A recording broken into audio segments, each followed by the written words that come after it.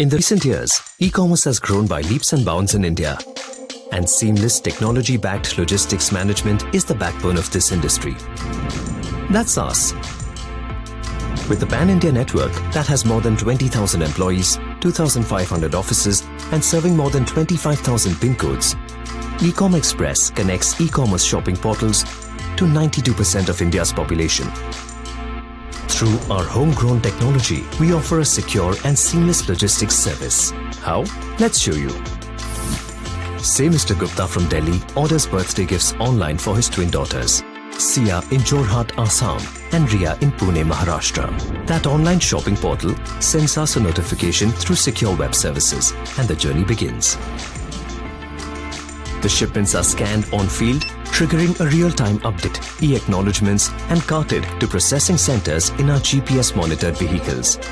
At the centers, the shipments are sorted using robotics process automation systems, ensuring swift connections to hubs.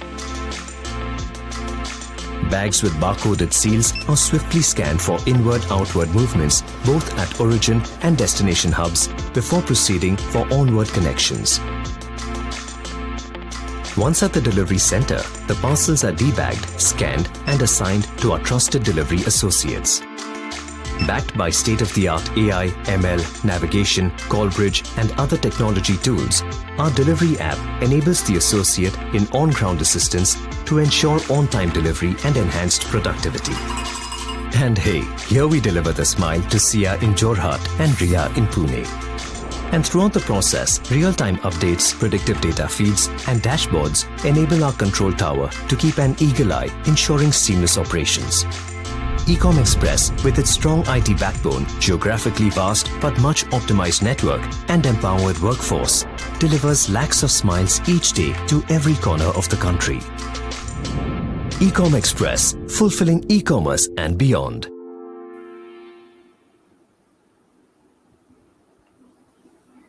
Hello and a very good afternoon to everyone. I am Vasundhara from Logistics Insider, and I extend my heartiest welcome to all of you to our flagship event. Ecom Express presents Festive Supply Chain Show 2.0, pinning all hopes on revival. The month of September heralds the beginning of an exciting phase of the year, the phase of rejuvenation, revival, and hope. Just like the season is abuzz with festivities and excitement galore, for the logistics and supply chain industry, it marks a crucial phase of metamorphosis for the economy as it is replete with peak in sales and operations, marked uptick in hiring processes, and an overall reassuring air of hope for redeeming lost glory and ground. To start the dialogue on making the very best of the festive season and to set the stage for stimulating key discussions on managing the supply chain, we have with us a distinguished and experienced panel of speakers today. So let me now call them to the screen. We have with us Mr. Sridhar Nunavat. He is an alumnus of the National Institute of Industrial Engineering who has previously worked at Van Heusen and is now the head SCM at Puma, India. Welcome, Mr. Sridhar. Thank you, Vasundhara. Good evening, everyone. A warm welcome. Good evening. Next up is Mr. Aditya Dubey, who is the former co-founder of Zaza Box and an alumnus of IIT Bombay, who is currently serving as the Senior Director Supply Chain at Grofers. Thanks, Vasundhara. Hi, everyone. Welcome to the show. Hello. Next up, we have Mr. Avinash Dhagat, who is an alumnus of NIT Warangal and has previously worked for a decade at L'Oreal. He is now serving as the VP Supply Chain at Mamaearth.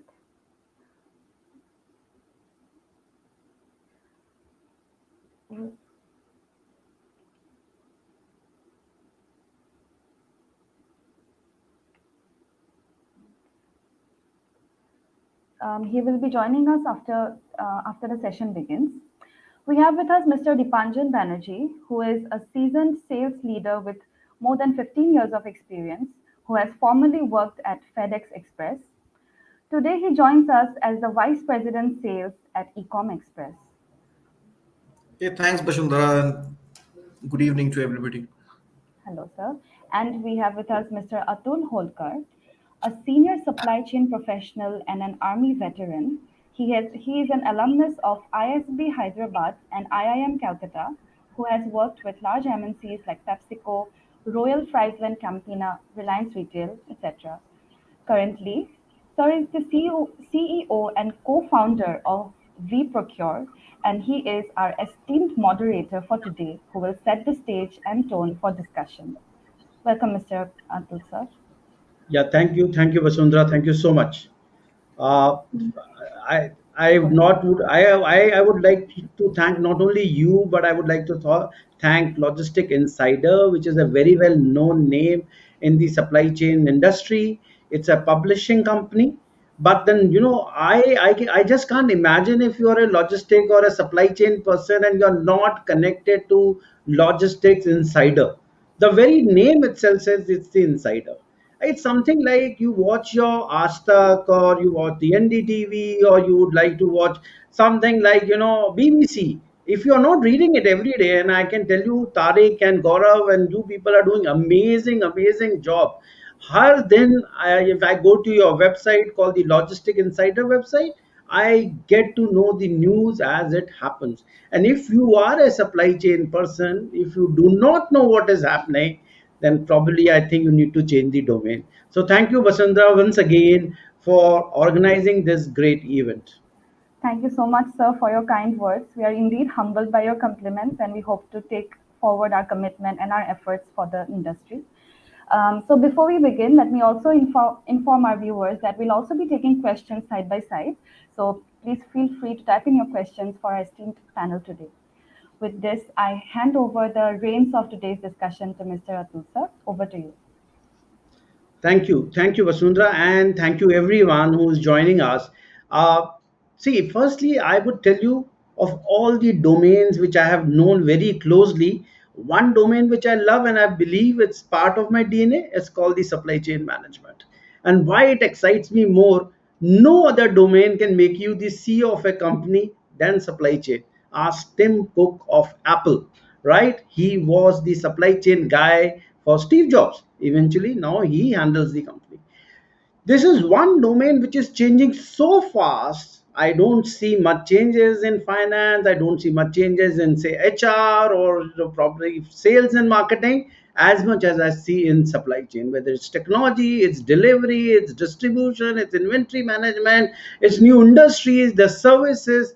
Everything is happening in supply chain. And as I was attending one of the events, as per Mr. Modi, he wants India to be a 5 trillion dollar economy. If that is going to happen, the logistic has to really double up its game from 208 $10 billion to approximately $500 billion in just matter of 3 years. If you want to grow and if you want to really be successful, this is where you should be, the supply chain management. And what exciting life in supply chain. I was talking to these wonderful gentlemen, Sridhar, Aditya, Dipanjan. They say every day is an adventurous day, every day is challenging. Every day you need to find newer solutions. And when Logistics Insider decided to find a topic for this festive season, he says, why don't we get the industry stalwarts and ask them as to how are they gearing up for this revival post the entire traumatic bad years, or I won't say bad actually, but I would say anything that were called a setback to the industry, right? No one imagined, and there were a large number of highly educated people who actually did not predict 2008 downfall. They did not predict this as well. No one expected a virus to hit us. There was one guy called who owns the Microsoft. He said probably one virus is eventually going to hit. No one took him seriously, but at least now we know and we have learned the lesson. But best thing which I can tell you is the only set of people besides the doctors and nurses who worked relentlessly were the supply chain people. No one missed their milk, no one missed their food, no one missed their medicines. Imagine the life without a supply chain person out there working in the warehouse. So without wasting too much of time, I need to tell you about as to what exactly is happening and how we all are gearing up to face the new season which is coming at the new festive season. What has happened in last 1 year? something that is really was not planned, and all these ill impacts of these catastrophic events that is taking place across the world, it is still happening, it's still unrolling, unraveling itself. And it was not one. If someone says it was just the pandemic called corona, you have actually not, you missed the actual other thing that is happening. There's been a big geopolitical change. The entire supply chain from a factory called China is disrupted. If that was the only thing you expected that has brought the changes, then you have actually missed the climate change that is happening. Imagine just one ship stopped the Suez Canal and the trade was stopped for at least 2 weeks. Imagine the fires, the floods in Thailand, floods in India, the fires in California, and look at the numerous earthquakes. So these disruptions have become a norm and it's going to be norm. But best thing is how fast we started recovering, how fast and early we started getting into this as to how best we can look into probable solutions, how can find a ways around this. And each of these companies, and if I look into what Sridhar does in Puma or Aditya does in Grofer or Dipanjan who actually delivers to your doorstep does, they have found ways around. And this evening we are going to get very close to these gentlemen to find out exactly what they did. One more thing which I would like to tell all the viewers who are there, this is such a great opportunity. Besides subscribing for Logistic Insider, connect to all these wonderful gentlemen directly through LinkedIn. This is where you find your mentors. This is where you'll find people who would take you to the next level of supply chain. So this event is not only for knowledge sharing, it is also to develop your network in the supply chain industry. Okay, so I would, come to now Aditya for a very brief introduction about himself and also on a small understanding as to how was his last 1 year. Aditya, please. Thank you, Atul sir. Thank you for giving a wonderful start to the event. Hi everyone. My full name is Aditya Dubey. I graduated from IIT Bombay in 2010. I actually worked at Deutsche Bank as a trader for 5 years. In 2015, startup bug caught me. I opened a small cloud kitchen based startup which was called Zaza Box. We ran it for 6 months. I think we were a bit impatient and we are not reaching the scale that we wanted it to reach, and we decided to return the whatever money we have raised through investors. At that point of the time, I got in touch with our founders Saurabh Kumar and Albinder at Grofers, and then I decided this is the place to be, because that was when grocery e-commerce was just starting out. There were a handful of players. Now grocery is the buzzword right now, right? So we started our journey in 2015. So I was given the charge of opening warehouses for Grofers. We all didn't know how to run it. Like I had never done supply chain as other peers at Grofers. So we started setting up our last mile operations, our warehousing operations, our sourcing operations. We did that. Like I think we set up warehouses across India. We are present in around 20-25 cities. We also worked with Ecom Express with Dipanjan sir. They helped us in setting up new cities last year actually. And I think we have seen a lot of transformation. Like we started with a next day delivery concept. COVID changed us. What happened last year was because we used to run big warehouses which were situated outside the city. We used to rely on a lot of migrant workers who were working, and there was this huge migration took place after March, wherein migrant workers started going back to their hometown. And grocery was one industry which was actually doing really well. The demand was shooting and we didn't have any answers. So one thing that we tried was there were a lot of manpower available inside the cities because people were rendered jobless. So we opened small dark stores in Gurgaon, and we thought let's leverage those stores, small fulfillment centers, to actually deliver to the customer, provide the essentials to the customers. And we did that, and actually that is where we are now leading to. Like many of you would have heard about 10-minute delivery, 15-minute delivery. And as Atul sir said, right, it is the supply chain who led that concept, because we tried that concept because we were struggling to run our warehouses which were outside the city. We did that, and we realized that the demand actually is for 10-minute or 15-minute delivery. and that actually changed the strategy of our whole company. And now everyone is doing it. Swiggy is doing that, and I think, I'm sure Big Basket would also be following suit, right? So that is how we have changed our strategy, and that has been my background. That So that's really good, Aditya. I mean, that is fundamental for any supply chain to be agile and to adapt to the new surrounding. And no wonder in Gurgaon I see these orange T-shirt guys everywhere. And moment now I look at them, I say, "Oh, Aditya ka aadmi ja raha hai," right? So, so let me go to Sridhar, and Sridhar is one of the great sports brand called Puma. Sridhar, tell me about yourself, a little bit about your background, and you worked in Aditya Birla Fashions as well. Then you are a nitty guy, and with all this wonderful experience and knowledge, how did you manage to survive last year? Did you get increment? I think all supply chain people should get increment twice a year. You are muted, Sridhar. You are muted, so you need to. I'm sorry. Yeah. That's where we are right. Yeah. Thank you, Atul sir. I think you did a fantastic start. What is supply chain is, and I'm Sridhar Nunavat from Niti, Mumbai. I would, with proud, I would say it's a Makkah of supply chain, which is very much known across India. Batch 2011 pass out. Straight away management training into one of the organizations, Aditya Birla Fashion and Retail Limited. So that time it was called as Mamaearth Fashion and Limited. I'm fortunate enough to pass through multiple roles, starting from being a transportation manager, a retail planner, and a project manager for implementation of an SAP EWM, and setting up a new facility in ABFRL. And then this is something which is a big U-turn. I was heading a retail sales.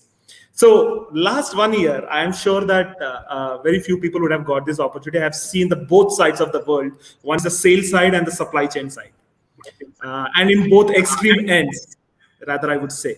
So if you see last 1 year, Atul sir answering your question or putting up views on it, as a retail, I will start from, because I would take last 6 months before that. So it was tough once the lockdown was open. As retail guys, as my team and all, we don't know what to do. Basically, we don't know. Customers are not walking in. Most importantly, the customers' behaviors have changed, which will take generally years and years, which happened in a moment of 6 months. So customer behavior towards products have changed. Customer lifestyles have changed. And it took us a lot of time to understand those and quickly adapt to those conditions. And the agility word which you took, the nimble, or the flexibility word which you have quoted, I would pick that word, and we were good enough. And the only product which we could see was a mask. Yeah. Now, Okay. which could make tons and tons of money is what that was the first view of it. And no one would have forecast about mask being sold, right? Yeah, absolutely. And till that date, as a sales guy, you don't even know how to sell a mask, and all of a sudden you need to sell some lakhs of masks. So I think Yes. I would say I would at this point, with all confidence and with all the respect to my team during that time, I think they have showcased that what a team can deliver during any crisis. And we have hit a skyrocketing numbers in masks, and that's how Shridhar एक चीज बताओ, अब आपने दोनों काम किया है, sales भी किया है और सप्लाई चेन भी किया है, ठीक है? अब मेरे को तो पता है, when I was with PepsiCo, so I used to have a book of 101 reason of no sale today, right? So a sale guy will open a book and say reason number 99 today there were 4 clouds in north, and that is why Pepsi sales went down. So what do you find? I mean, there are no reasons of not supplying in supply chain, but there are always reasons of not selling in the sales, right? So which one is the better one, sales or a supply chain?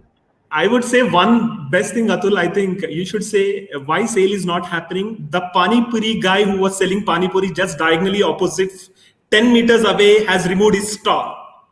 So can you imagine? So the people standing over there eating Pani Puri looked at your store, and they liked some merchandise, and they walked into your store, and all of a sudden this guy vanished, and you see their sales dipping in that store. So can you imagine the linkage of a Pani Puri guy who is selling Pani Puri at the store sales?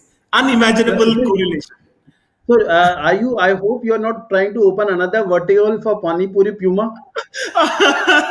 Absolutely not. I would not do that. But yeah, that was in those 6 months, and then coming to the Puma, I think a wonderful team over here, and the way we bounce back onto the market, and the market has opened up, and there were many good improvement actions that we have done internally, and ensuring that we are very closer to market, which is very, very important for us, and capturing the right channel, rather I would say the right channel more important, because in line with your customer behavior, which is very, very important. As again and again I'm quoting this, because customers have changed with their 2x speed, where companies are at 0.5x speed. So I think that's where the changes, capturing the changes in customer behavior, yes, that's very, very important. That's where I think Puma's done extremely well, and that's where we are ahead of our competition. Yeah. Definitely, we would like to learn more about it. And let me go to Avinash now. And Dipanjan, I'll come last to you, because you are the distribution guy. Whatever these people decide, ultimately you deliver, right? So, Avinash, I mean, you have been with L'Oreal, and you have come from National Institute of Technology and SPJN College as well. And you represent one of the fastest growing brand called Mamaearth, which is direct to the buyer, right? And what has been your experience of last 1 year, and how have you come out of it? A bit about yourself, and then about the brand itself. Sure. Thank you, Atul, and hi everyone. So Atul, I started my career actually. Did my a mechanical engineer by profession, right? And started my career with an automotive company, where for the first few years, my job was to make sure that the trucks are up and running on the road, right? And that's where getting completely hands-on and making sure, when imagine a truck failing down 200 kilometers away from a city, and then taking up a distributor, going there with the mechanic and making sure. But there were times when we had to bring down the gearbox, open it, bring it, put it back together, and do all of those things. So that's how I started my career. And now when I look back, I think those were one of the most important learnings, especially during the times, the kind of uncertainties that we had seen during pandemic, right? But that aside, so started my career like that, went into operations, then so after that, been with CPG companies so far in supply chain and operations. I've done a couple of roles there within India, outside of India.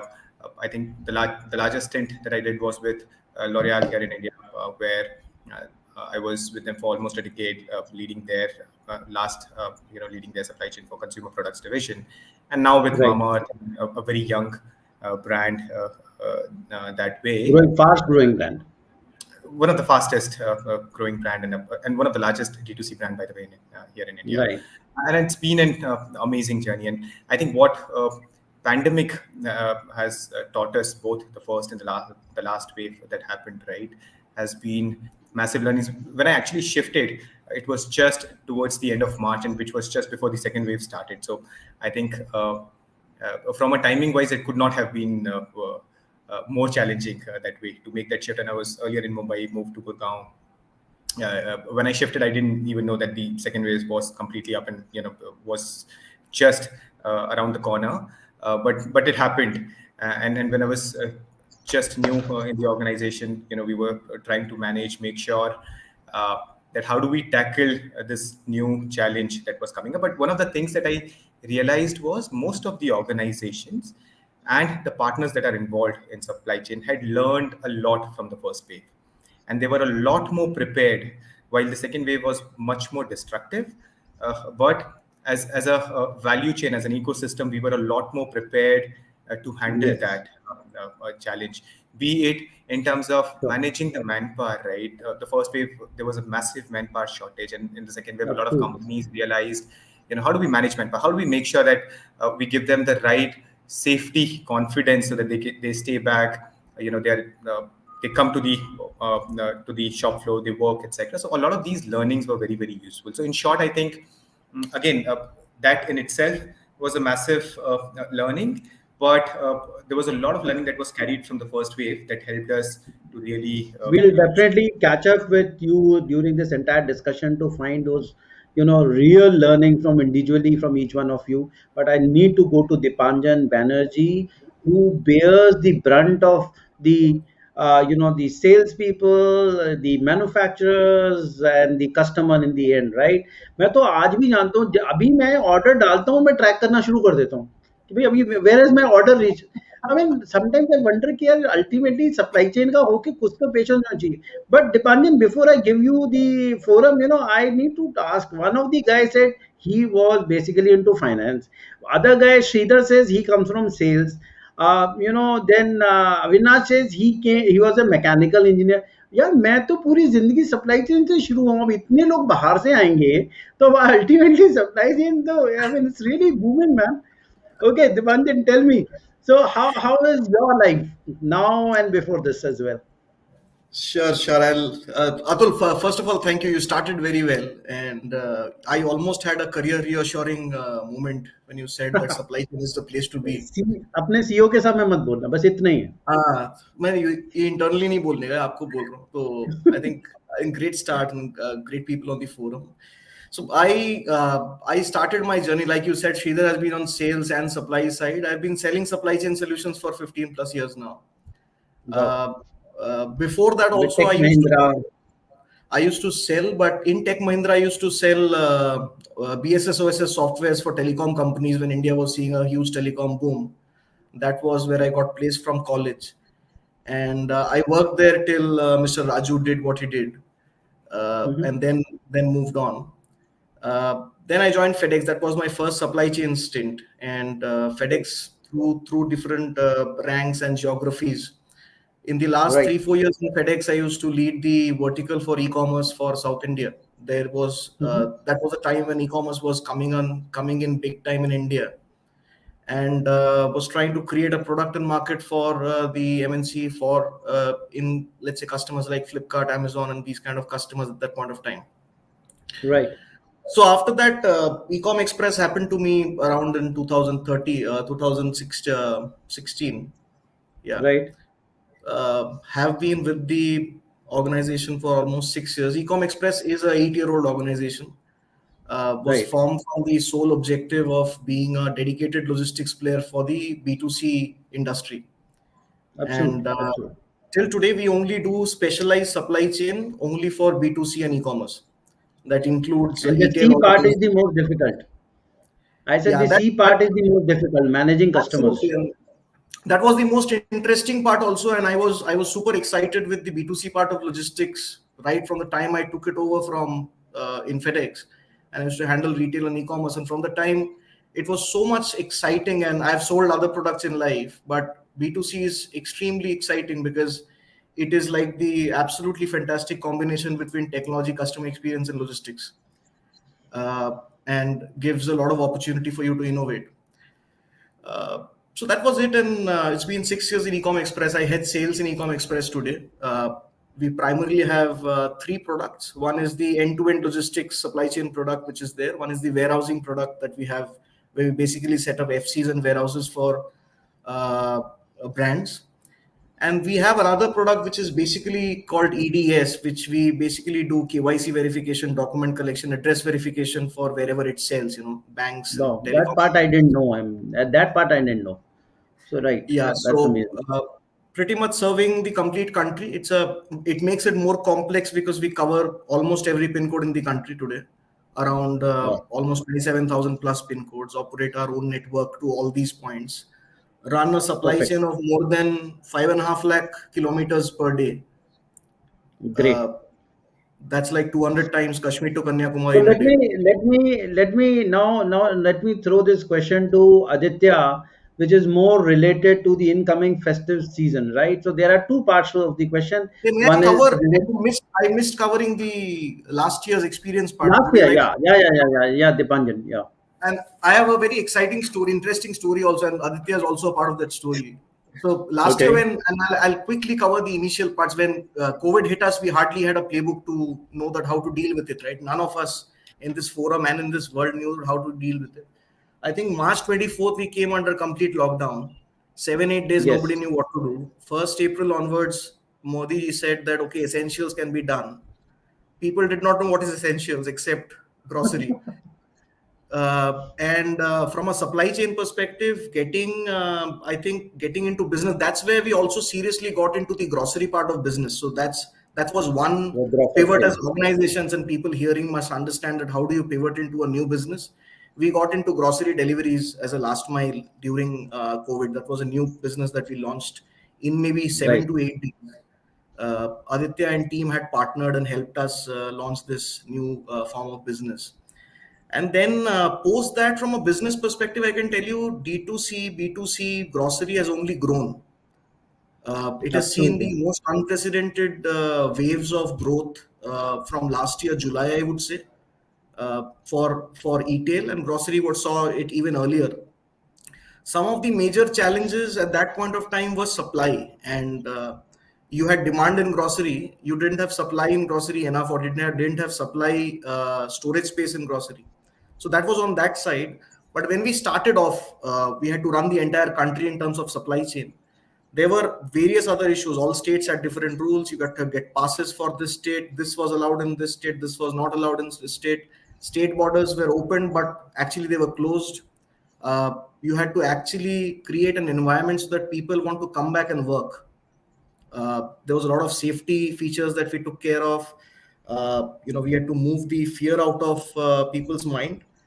Agreed. And a lot of curfew things and all things. And like a lot of people now say that second wave was actually much easier to deal with than the first wave, because first wave, as Avinash mentioned, first wave we hardly knew what to do. Second wave we learned, like, ठीक है, मतलब lockdown होगा तो ऐसे चलेगा.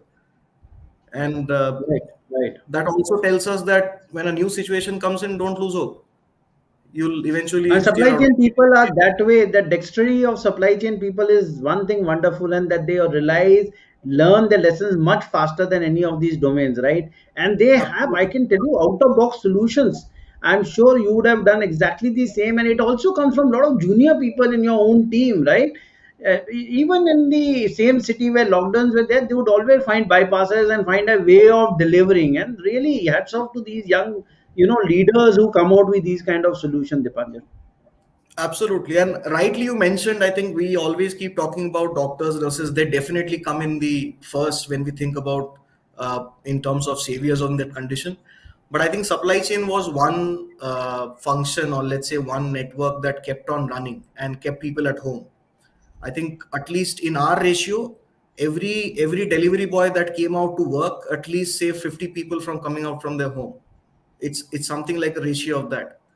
I think one of the professors in IIT Delhi told us in one of the classes, is जब तक सुबह की चाय मिलती है तब तक supply chain चल रही है. That would day night कहीं भी चल रहा है तब तक supply chain चल रही है. So Dipanjan, let me take this forward and come back to the new incoming festive season, and that brings me to the next question as to.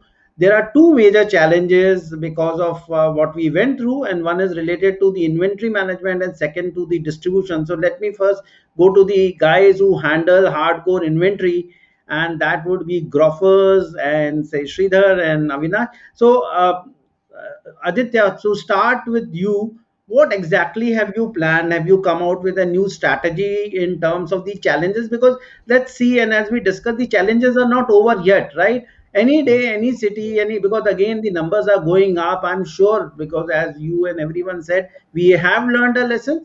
But what are the new strategies now for the inventory management? Yeah, I think 3-4 things actually. So one is that how have we learned from our earlier festive seasons. So number one is that you need to stock up in advance, because what happens is, let's say pandemic hits at the last moment, right? Or a third wave comes or whatever, anything can happen. आजकल climate की भी चीजें होती रहती हैं, right? Rainy season has extended in certain parts of the country, so it can happen anytime, right? So one strategy which I feel people should follow is that your best sellers, जो आपको पता है, which have sold well, try to stock them up, right? Right now, that is one. The second, core SKUs. You mean to say the core SKUs, right? Core SKU, yeah, right. Yeah. Because that's what really hurt us back in April last year as well. Like we were out of stock of majority of the items. right? So, and that is where we learned, right? Actually, second wave, jab bhi thoda sa bhi we got the hint ki it might come through, we started stocking up. So I think that is one strategy. Second thing which people need to focus upon is ki typically people don't have a centralized warehouse type ka network. You have hub and spoke, wherein you mother warehouse hota hai, where you store stuff and then you want to distribute. Now what happens? The challenge is ki distribution centers pe how much inventory do you want to keep? Common sense says ki acha, do forecasting. You will see a lot of buzzwords, AI, ML based forecasting and all of that. That's all good. But no one has cracked forecasting really, right? So what we need to do is here we need to become more agile in terms of reacting and replenishment.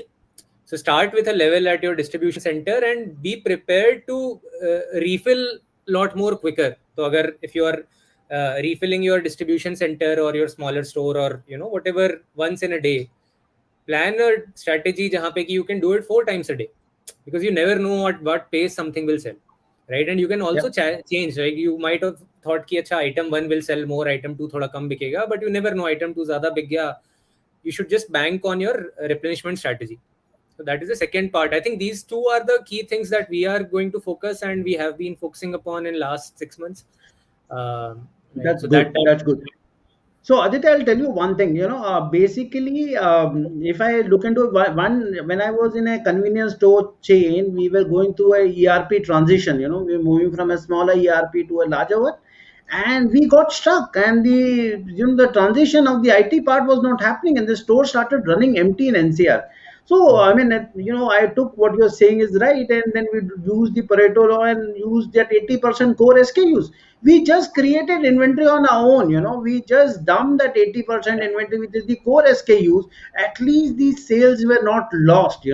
Though I mean everyone were talking about technology, but that is where a supply chain guy comes into. When you face those challenges and hurdles, how do you find that out of box solution? और ये खास करके जितने youngsters हैं, उनको जो नए नए अभी सप्लाई चेन में आए हैं, जो अपना कैरियर स्टार्ट कर रहे हैं, जो एक सप्लाई चेन पढ़ रहे हैं, उनके लिए मैं बताता हूँ, there are 3 triple A's of supply chain. This is mindset. Supply chain is not a job, it's a mindset.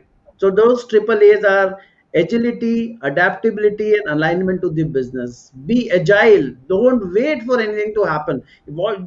Get used to of that agility, that if this happens, I'll do this, I'll do. You can have A to Z kind of plans.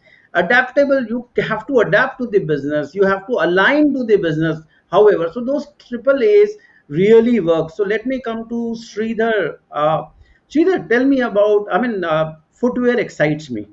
I never knew footwear except from buying till I started working with Reliance Footprints, and I created the distribution center for footprint. And first time I was told there is a seasonality even in footwear. Right? Till that time I thought यार क्या है, मतलब बाजार में जाओ, जूते खरीदो, चप्पल खरीदो, जो खरीदना खरीद लो, तो अवेलेबल है. So someone had to teach me कि sir, there is something called seasonality, and how do you see those color codes to find out in a warehouse ये कितने season पुराना है. I said that is amazing. Sridhar, since that day my respect for anyone who comes from supply chain of footwear has gone from here to here. Right? Tell me, what are you doing for your festive season?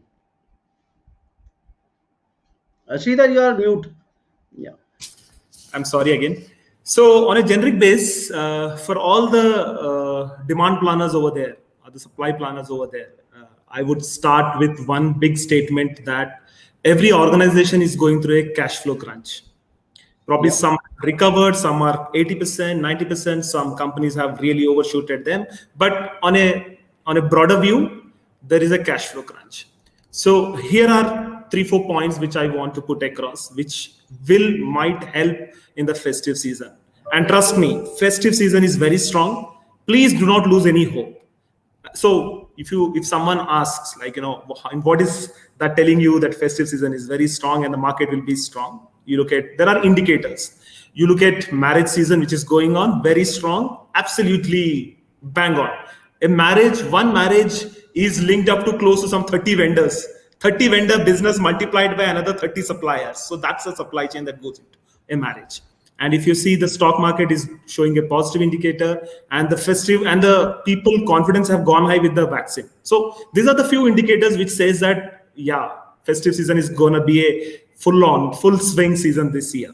So now coming back to the point, as demand planners, I would request you all people to go and sit in the warehouse and Perfect. move your Excel sheets away, go bin by bin and figure out which inventory. So on an Excel sheet, this is all old inventory. But trust me, when you go to a warehouse and figure out what is right, you will feel that such a good inventory, why I'm not able to supply to the stock. So the step one, please put your Excel sheets aside, get to the warehouse, 1 week beautifully spent in warehouse, rack by rack. There's an exercise which happens when you walk every aisle and you figure out what inventory you need to liquidate. Trust me, there is enough and more inventory available in the warehouse, which might not be visible on an Excel sheet. So make an action plan for that. That's a point number one. Second point, do not overload stores. Make a very good throughput gain. I'm saying that obviously you'll have some 20-80%, what I would pick from Atul sir, that Pareto rule. Make for a demand planner or for supply planner, the most important is the inventory turns. Use this festive season, the next 3.5 months, use this to ensure you liquidate all your inventory. How this happens? Make a proper game of whatever the 70% of stock lying in the front end and put that 30% back end. And doing this doesn't solve your problem. Now the third point comes, most important thing is the transportation, and which is the most underrated subject in the entire world of supply chain. But trust me, supply chain is all about serving a single order. That's it. Serving a single order. We all supply chain, starting from Aditya, Dipanjan, Abhishek, so everyone, sorry. And all of us are working towards to service that one single order placed by the customer. So now the transporter guy, now since because of pandemic, the biggest problem which was created in the market is lack of proper infrastructure now. And even the transport companies have gone bankrupt. They are not ready with how they were so strong before, they are not now. And if you call them and say, "Bhai, Suman, aa jao ek bar ye maal uthao," "Sir, aunga," he will say that. He'll come, but he will not come on time. By the time you lose a customer, at the end, it is not the sales guy who is responsible. It is us who are responsible that we have lost that customer, life cycle of the customer gone, multiplied sales gone forever. So this is the third point which I'm trying to say. So putting together, spend good quality time in warehouse, leave Excel sheets, figure out which inventory to be pumped into the market. Market is strong. Ensure you have a absolutely reserved transportation system. Very closer to the market. If possible, make a reserve system closer to the market, because all of a sudden you see a spike that within one day the shelves gets completely vanished away and you don't know what to do. And better you have a vehicle closer to those stores. I'm just talking very practical grounds. I'm sure there's a lot of theory around it. I don't want to put that across, because next 3 months, within short duration, these are the things which we can do. Absolutely. Yeah. Yes, I agree with you. Absolutely, Sridhar. So, Sridhar, before I go to Dipanjan, there are 2 questions which has come for Aditya. And before I take that, तो एक चीज तो मैं अपनी experience से बता सकता हूँ. What श्रीधर आपने बोला बिल्कुल सही है. मैं क्या करता था जब प्रैक्टिकली होता था, और मैंने रिटेल में काम किया, मैन्युफैक्चरिंग में काम किया, उसमें जब भी ऐसे होते थे तो जो लार्जेस्ट डिस्ट्रीब्यूशन सेंटर्स होते थे उसमें मैं 3-4 लोगों को अपने साथ ले जाता था. भाई बिजनेस तो सबका है ना, तो आईटी का बंदा वहां होना चाहिए 24 आवर्स अगर डिस्ट्रीब्यूशन 24 आवर्स चल रहा है. दूसरी बात, मुझे एचआर का बंदा चाहिए, मैन पावर रिलेटेड कोई इशू आता है, पे पर्क्स के ऊपर आता है, वो अभी सॉर्ट करेगा, रात को सॉर्ट आउट करेगा. ठीक है. तीसरा, मुझे फाइनेंस का बंदा चाहिए, टैक्सेशन रिलेटेड कोई इशू आएगा, ऐसा नहीं होगा कि सप्लाई चेन वाला पूरी रात जगा है और बाकी डोमेन के लोग कह रहे हैं सुबह जब 10 बजे दफ्तर खुलेगा तब आएंगे. तो this is another practical solution which I can tell you besides what Shridhar and Aditya has said, that take other team members along with you so that all the issues are sorted out. Don't lose hours in festive season. बहुत जरूरी है. आज रात का order आज निकलना है distribution centre से. There is no way it can be delayed because IT वाला कल सुबह रिजॉल्व करेगा इशू को. Right, Sridhar? So let me take these 2 questions before I go for the distribution related solution to Dipanjan. Aditya, first question is, how is inventory management done in terms of assortment and stock aging at Grofers? That is one, and very brief answers, please. As Grofers started 10 minutes delivery, there must be many obstacles to go through: traffic, bad road conditions, and many more. I would like to know how Grofers had done its planning to do it with only 30 outlets in Gurgaon. This has been asked by Pawan Yadav. The first question was by Ashish Srivastav. Thank you, guys. Please ask questions. We will be taking questions right in between our discussions. Thank you. Thank you, Ashish, for asking the question. So, in terms of assortment and stock aging, see, there are two guiding principles. Number one is what is the cash flow situation at your company, right? What is the philosophy that kitna aapko inventory rakhna hai? At Grofers, we don't plan to build more than 15 days of inventory overall. That is one. And secondly, the second important parameter there is the shelf life of that product. Let's say there is a curd whose shelf life is 7 days. You can't build a 15 days of inventory. So it has to be the minimum of 50. The rule that we follow is minimum of 50% of the shelf life or 15 days of inventory. That is the golden rule we try to follow. Of course, we go wrong in certain products, but that is the guiding principle.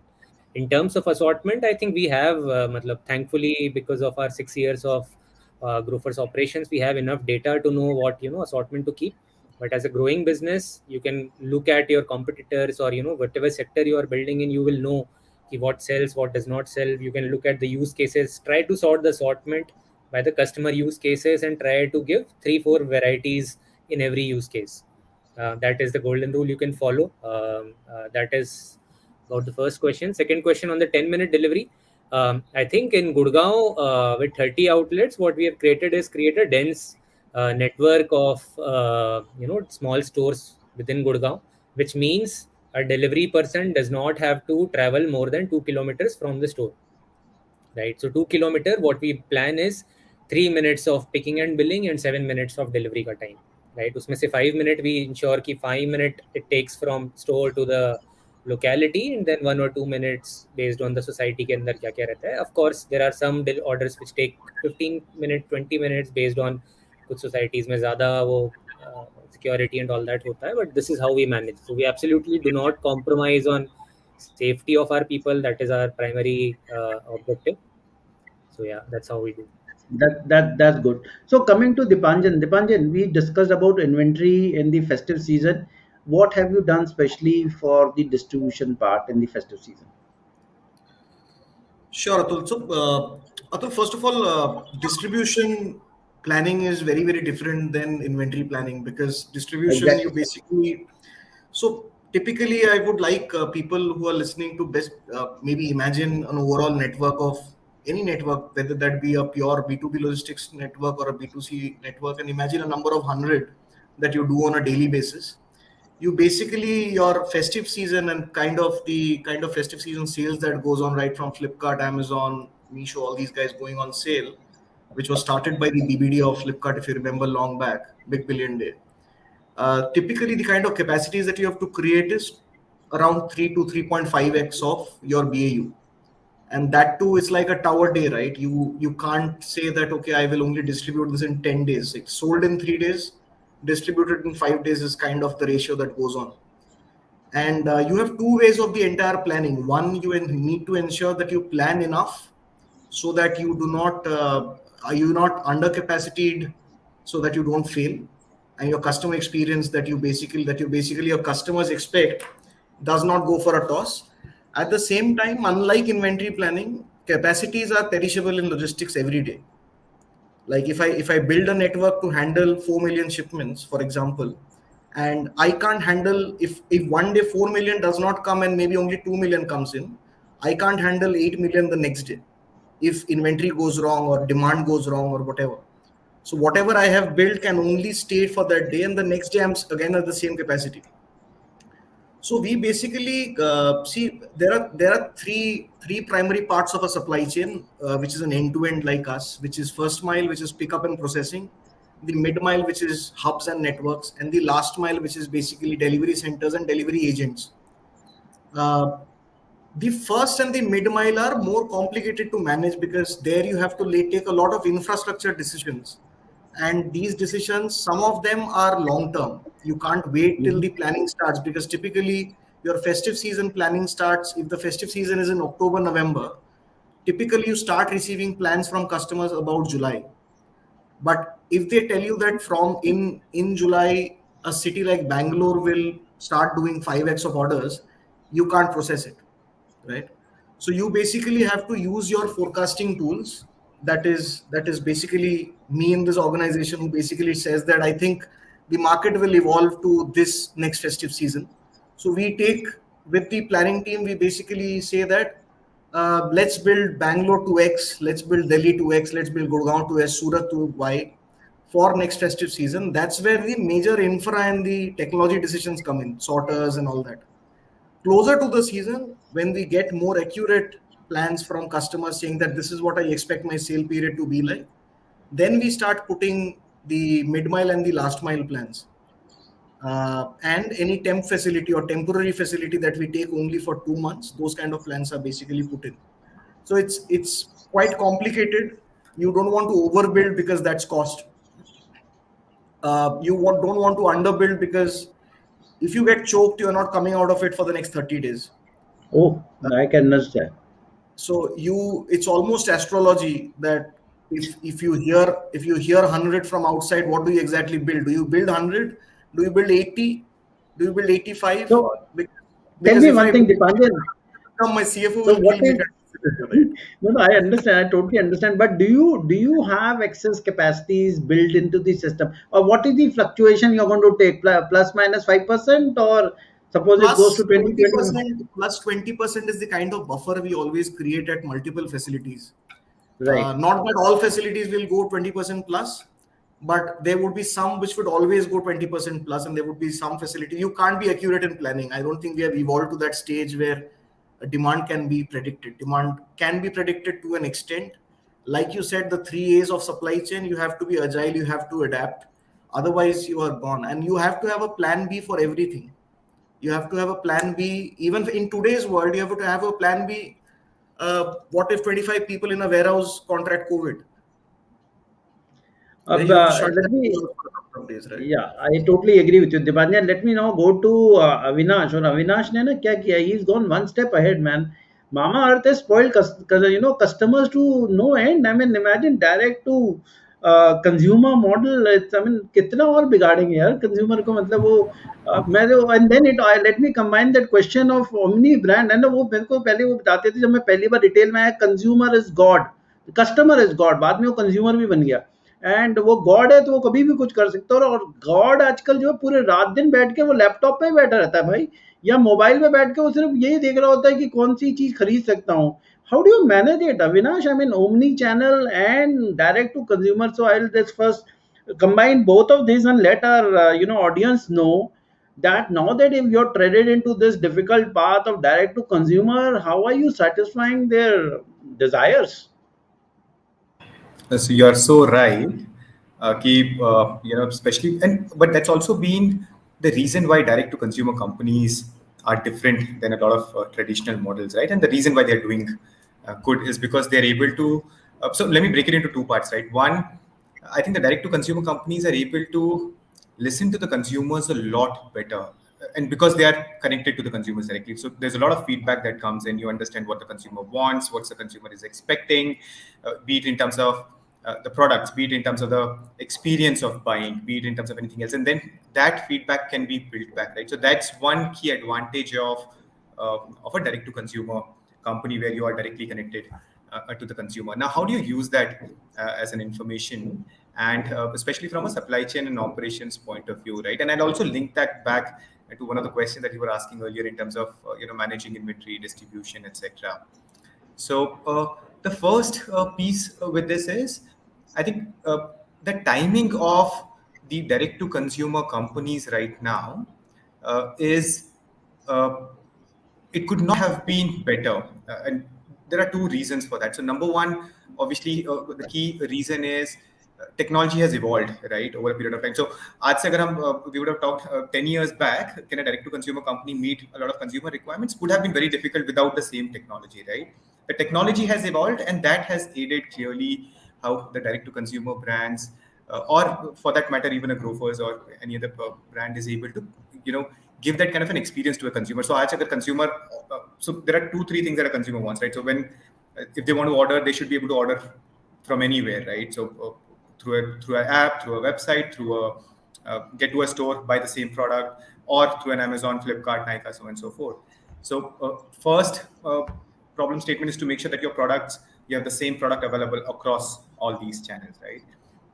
When you have limited way to control the inventory, it becomes difficult, right? But what technology enables is if you have a warehouse, you can combine all the inventory together and then make sure that all of this inventory is then visible across channels. And this is where one of the parts of omni-channel really comes in play. So the same inventory is visible, let's say, for a consumer who's ordering through a website, or a consumer who's ordering, let's say, through an Amazon portal or a Flipkart portal, and so on and so forth. So that's one key piece that is enabled through technology, but also by designing the supply chains right. The second key enabler is to be able to give a certain promise of a delivery to a consumer, right? So when a consumer orders on your website, they don't expect to get the order after 5 days, right? So the expectation is to get the order immediately, and also to know, when you're placing an order, when do you get an order? How would that, so once an order is shipped, how much time it's going to take? If there is a delay, can you get that information or not? And that's where, again, I think with our partners, logistics partners, etc., Ecom Express, so there's so many other partners, right? This, the technology that's there enables this to give that kind of commitment and an experience to a consumer. And I think Grofers and these guys have gone really, a couple of steps ahead by saying 10 minutes or whatever, 30 minutes delivery, X number of hours deliveries, etc. And that's a massive shift in terms of what can be done now versus what was done earlier, and that's enabled by technology. Also, what we being a D2C brand, it's very important to be able to cater to these consumer requirements, and that brings me back to the fact that how do we plan for these things, right? During festive seasons, I think a demand goes dramatically high.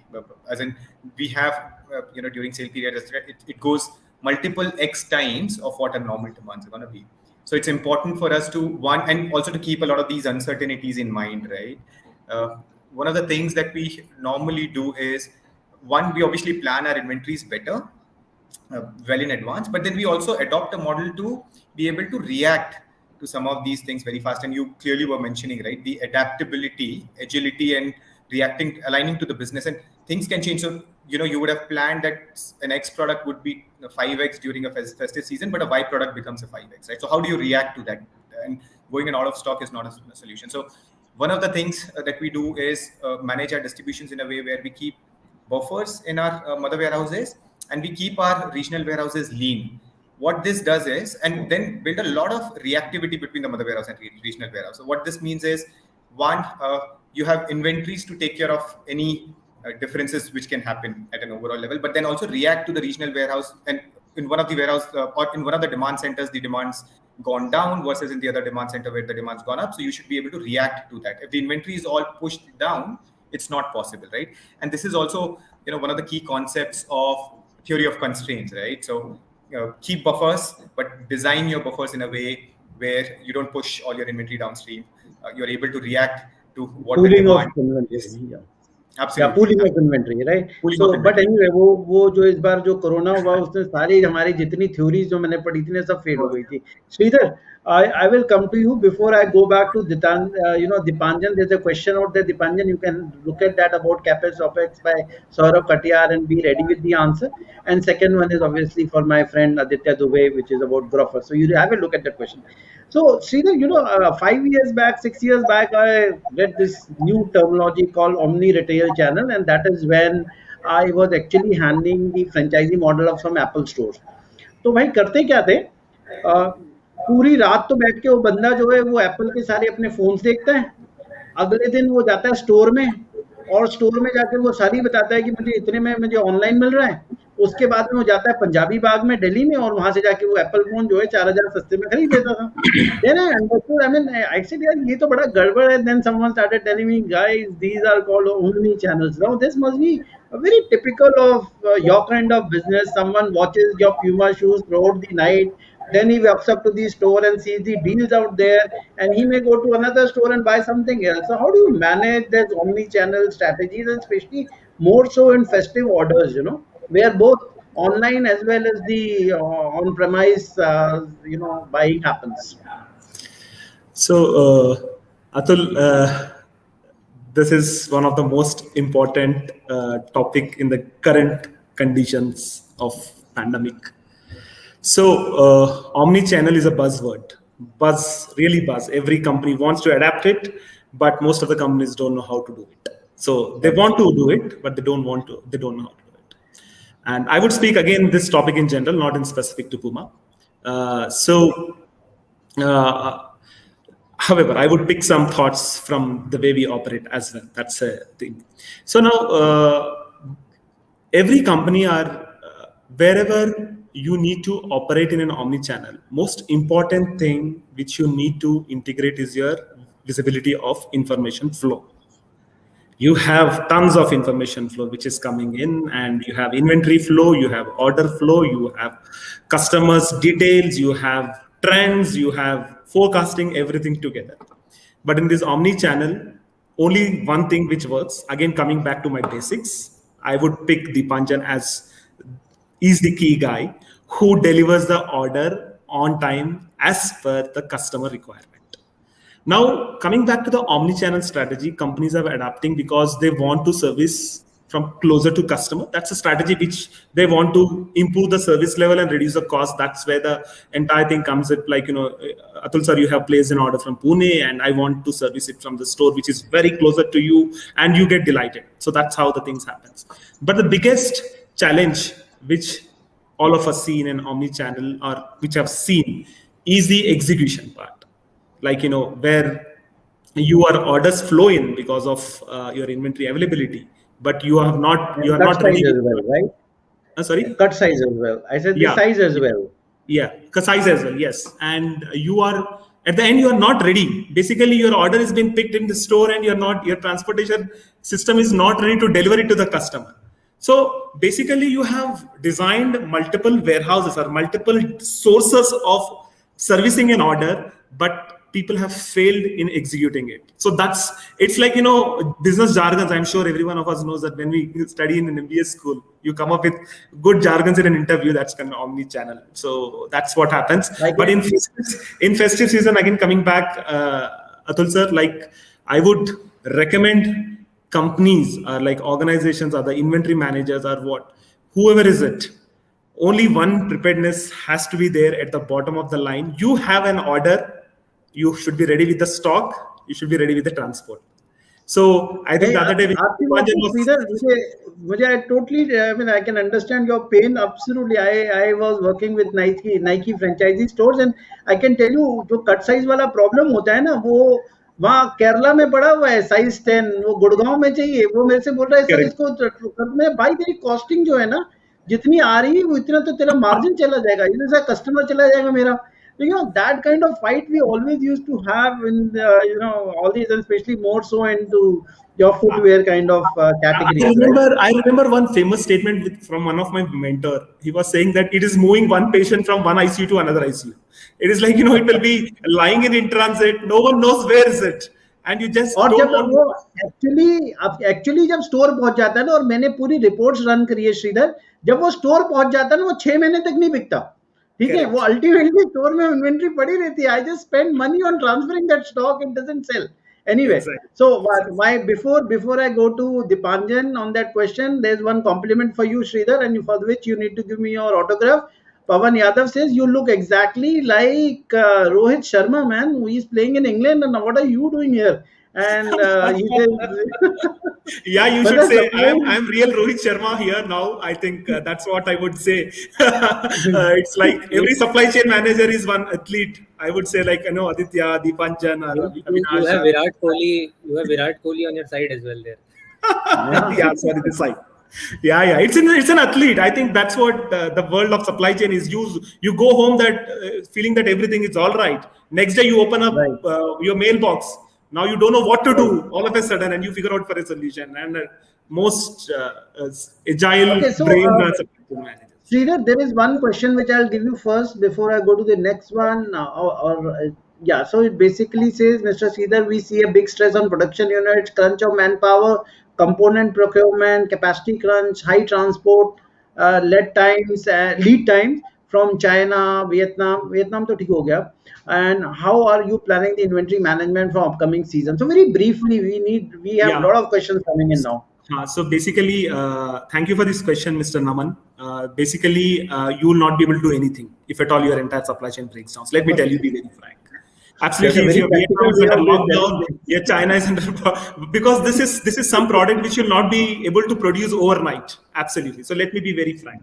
Coming to the second most important thing which you need to do as a person, or we have to do is, we have two options: do something or don't do anything. That's an option. So to do something, just as a CEO or a CFO, just figure out your pockets of inventory, where they are, and how you are going to spend that inventory in which channel, so that your inventory turns goes up and your bottom line hits better in a better state. So your balance sheet looks better way. So Yeah, that's and the, I would add, Sridhar, to your this thing. There's a word called risk pooling. If you are running short of certain key inventories, which is likely to fall short across, keep it centrally into a single warehouse. Give it yeah, to a person who's going to sell it, not store it. Right? To correct. take a commitment from that person or that particular sales team and say they would be selling it, then give it to us. So I have gone through same shortages so many times, but I said जो पैसा लाएगा उसको दूंगा, ये store करने के लिए नहीं है, स्टोर डिस्प्ले के लिए, right? Yeah, absolutely. Okay, So so let there, me. I think Naman, Yeah. just slightly twisting your question, if at all any products which have a shorter lead times, probably you would have a different strategy altogether. But a product which needs a specific manufacturing processes and specific raw materials, and I don't think so any supply chain world has done anything around it. Yeah. Right. So I go to Dipanjan. Dipanjan, very simple question from Saurabh Katiyar. It says, how do you plan your OPEX, CAPEX, well, business as usual versus 3-4 times of peak load? क्या करेंगे? मतलब suddenly everyone wants to buy. अभी ये golden question है. This is a simple question with no simple answer. So there are two parts to it, Saurav, and I think it's a very interesting question. First of all, so there are कुछ जुगाड़ भी होता है in a very normal way. If I have to put it, not everything is capex that you put in. You can only put that limited amount of capex that you can put in. We build platforms, tambus, shadi ghar, to basically make a lot of temporary facilities as well. We take a lot of temp facilities where we know that we will not have loads beyond this in a BAU. However, the good thing is every festive season brings in a new normal after the festive season, which also absorbs a lot of cost that we put in. Second is, not all decisions that you make for festive season will only last for the festive season. So if I have created a capacity from a certain origin, or let's say a certain city, that will last till the next festive also. So you don't only live for a year. If you start living like that, it will become very difficult. So you have to strike a balance between what you want to execute as a supply chain and how much money do you want to spend. I agree with you. I agree with you. So let me, go to Aditya. Aditya, no, this is a very nice question for you. Why don't companies like Grofers partner with local counters that will help faster deliveries and reduce operational cost? A management question. Yeah, actually, very good question, and we are actually doing that only. So for setting up dark stores, it is not that we are setting up. We are working with various merchants. So in Gurgaon, if we look at the 30 outlets that we have, I think around 27 or 28 are run by our merchant partners. So they are the ones we are enabling them, to run business with us. So they are running the operations of those stores and they are owning the inventory, and we are facilitating that. And in a way, they are also, helping them set up small business and earning them through our platform. So that is what we are doing, Dharmendra. But thank you for asking this. Yeah. Okay. So before I go to the next question, which is understanding the importance of delivery delight during festive season, and that would be to Dipanjan and Aditya. I have this one question from Chukwu Harrison Izia. And the question is, how is sustainability implemented in relation to carbon dioxide emissions in the process of supply chain of companies, right? So if anyone can answer, this question is for the entire panel, but I would add my take on this is currently carbon dioxide emissions are more or less related to brand projections and CSR. However, in as it's being done in the United States and Europe, the carbon credit is going to be implemented very shortly. Modi is going big time in reducing pollution. The day Modi says 2% saving in taxes if you give us this much of carbon credits, then obviously, I mean, suddenly you will find every company rushing, and all my friends on the panel who are the supply chain guy, usko bolenge, delivery भी करना है, time पे भी करना है, और pollution भी नहीं मानता है, right? That is how the life is going to be tough. So any one of you who can take this question? Anyone? Maybe I'll. Though I have answered. Yeah, we'll give it a shot. So I think one is obviously, like you said, right, quantifying that. But we know everything that we do within our supply chains has a carbon footprint, right? Right from running a warehouse, production unit, transportation, offices, etc. All of these have a certain carbon footprint. And for a lot of organizations, I think it is also about a lot of mindset change. So quantification is obviously the second step, but it all starts with a mindset change. And let me take an example. Let's say if there is an option to get an inventory through air or through a normal road transport, and we know that air has a larger carbon footprint versus a road transport, right? How do you plan your supply chains in a way that you avoid having decisions to be taken which has a significantly higher carbon footprint? And if those are the set of mindsets which are implemented in an organization, I think that anyways initiates a journey. And then the next steps are obviously quantifying that and figuring out what's your carbon footprint. How can you set it off by either doing something differently within your supply chains, or innovating things which has a differential impact on the environment, right? So something interesting which I obviously as in learned after joining Mamaearth, and something that they do very, very innovatively is for the orders that they get on their website, they plant a tree for every order that they get, right? So setting off the impact, doing that. Yeah. So these are different ways. Yeah. No, I was just saying, basically, taking care of that, but again, more of a mindset change than anything else. Yeah, so I'll tell you one thing, Avinash. My take is I'm very serious on this, and Avinash, this is going to be implemented much faster than you and I can anticipate. You see, when GST came in, a lot of people thought एक साल और मिल जाएगा, नहीं मिला. When various other aspects of compliances came in, FSSI licenses came in. I know how much we ran around to ensure that all commissary food and everything is licensed properly, right? This is going to happen. Look at the floods in New York. Look at the fire in Europe. Look at the floods in India itself, right? Could you imagine the kind of the storms which are hitting us so regularly? So this is bound to happen. The kind of temperature which is going up, the world is taking cognizance of this much faster than we thought. किसी ने नहीं बोला था कि technology in industry 4.0 will be fast tracked because of corona. I used to teach in B schools, and I used to say within next 10 years, this is how supply chain will look like. But now I myself started professing that this 10 years has been now reduced to 5 years. So all of us and anyone who is a serious leader in supply chain need to clearly understand carbon emissions or the pollution part, or carbon rating, carbon credit. This is a new subject coming in. Green supply chain is the new norm. This is what you would all be going through in next 3 to 5 years. Be prepared, and if you are starting your career, then become a specialized person in green supply chain. It will be a new subject where you can earn hefty dollars. Now coming on to our question of delivery delight. यार ये ना sales वाले भी बहुत नए नए तरीके के वो लेके आते हैं. This is delivery delight to the consumer, and वो दीपांजन की जो लाइफ है ना, it become much more stressful for that delight. Dipanjan please throw some light. It is delightful. Dipanjan, it is delightful. See, देखो please, I got to tell you, देख मैंने इतनी नौकरी सप्लाई चेन में करी कि मेरा दर्द झलकने लगता है इस तरीके के किसी भी डिस्कशन में. when delight comes only for the consumer, but for the large business sake, it is very important. Dipanjan, please. Well, a lot of customers would be hearing this show with a few on the panel already, so I don't want to discount the whole delight. So I think it's a very important index. देखो आज के date में why do people continuously harp on delight is that the competition is so high in the market, Atul, that everybody is put against each other. Like I'm sure Aditya's team would always keep on thinking, how do I keep the others at bay? So would Mamaearth, and so would Puma, and then there's a continuous race to delight, right? And delight basically, it's not only a festive season output in a way. It is how do we keep the delight same during surge is the bigger question, because then you're poised with a lot more challenges.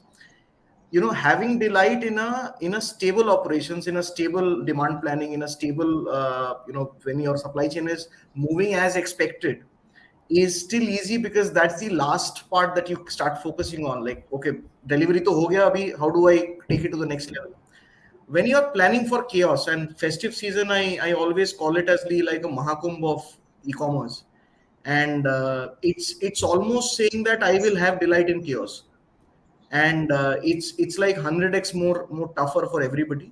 When you have basic problems to solve, that a facility that was sorting X number of shipments on day 0, how does it get to a 4x on day 2? That is a bigger problem to solve. However, steps that we take to ensure that the customer delight index does not fall are basically divided into 2-3 parts. It's a lot of planning. Number one, we ensure that the speed does not get deteriorated, because that's the number one index that goes into a customer delight index from a supply chain perspective. The second is basically because we hire a lot of new people, we at least would be hiring or onboarding, whether on rolls or whether on gig, 25 to around 35 to 40,000 people. They would all be less than 1 month to 2 months old in the system. There is a lot of emphasis that we pay on training. And feedback asking is one of our cultures that we do. So every delivery boy basically also pros for feedback, and basically tries to be as polite as possible and pros for feedback. So there's a CSAT score that is assigned to every delivery boy. That is intact. There's a lot of rigor that the L&D teams and the HR teams do throughout the season. There are CEC champions, as we call them, which is customer experience champions, which have lesser span of control. They basically continuously train. There are videos basically on the apps, etc. So those kind of things are done. Apart from that, there are some typical challenges that come in festive season. Number one is your landing profile is not same. So, for example, a state like West Bengal, you have several no entry barriers during Durga Puja, right? So your network kind of changes. So you'll have to predict an exactly correct landing profile after the no entry is open. Then only you can cart it to the hubs, and then only you can process what is the exact repromise that you basically need to do. You will basically have 2 to 3 days of extra backlog in cities like West Bengal, states like West Bengal, Kolkata, your Mysore, where Dasera is big, these kind of cities where we have to plan for extra backlog handling, manpower, etc. So that you don't, get choked. So these are the things. If you keep the inputs right, your delight and CSAT will be fine. Right. Dipanjan, before we go to the next section, and this is for everyone, in fact, Aditya, Dipanjan, and Sridhar, this is about technology infrastructure, which you do specially for facing the festive surge. I would give very, very simple solution to this. There are 3 areas of concern: inventory, manpower, which handles that inventory, and the transport, which distributes that transport.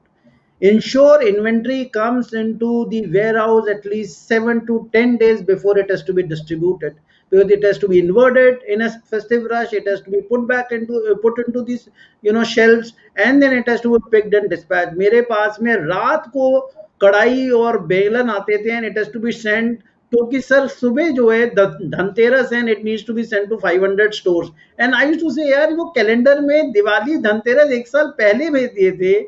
Everyone knew. Why do you want to bring that inventory in the night to be distributed tomorrow? So insist on your category people to ensure that the inventory comes 10 days in advance. Have a cut-off time. Fight it out with your CEO and have a cut-off date to say, इसके बाद festive की inventory नहीं लूंगा.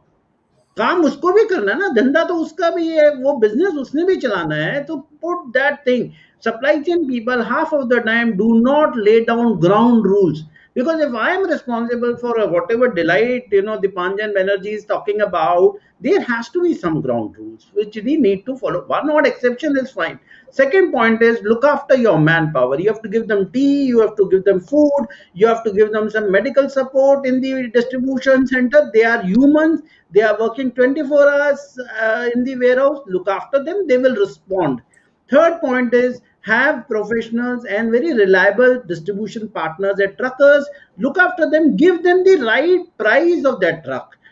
Just to save a rupee here, ultimately जो margin loss होगा sale के ऊपर वो बहुत ज़्यादा है. So don't, the CFOs need to understand, कितने truck है India के अंदर, अगर वो तुम्हें देगा तो 4 पैसे, अगर फेस्टिव में ज्यादा लेता तो दे दो, बिकॉज सेल वहीं से आएगी. So there are very 3 simple rules which I learned. Okay, now coming to technology. Sridhar, what technology? Very very brief answers, gentlemen, about technology infrastructure which Puma is doing in the festive season. Anything new? Technology may be a very difficult. Anything for expansion of infra temporarily? So Atul sir, probably technology is something which has a plan, as a life. Like you plan for 3 years, you plan for 6 years, you Right. plan for 2 years. So that's how it happens. Probably for this festive season, which is coming in, probably we might not plan from that. Technology always existed. It doesn't. It's something not which you need to add. But the better version, I would say, is the predictability and the channel that you play in which channel you are closer to customer. Example, I'm just telling you an example. Like most of the now, as you said, that from morning 9 to evening 9, people are on laptop, so they are closer to online channel. So better you play your game in that bucket, rather than if you have a lesser inventory. Again, the constraint is that you are running short on inventory. You better play a better game. And the most, I'll tell you, better than any technology, I'll tell you one word, Atul sir. I think this is something which I have practiced and executed well, which I feel with the teams that I have managed. There is a feeling called trust.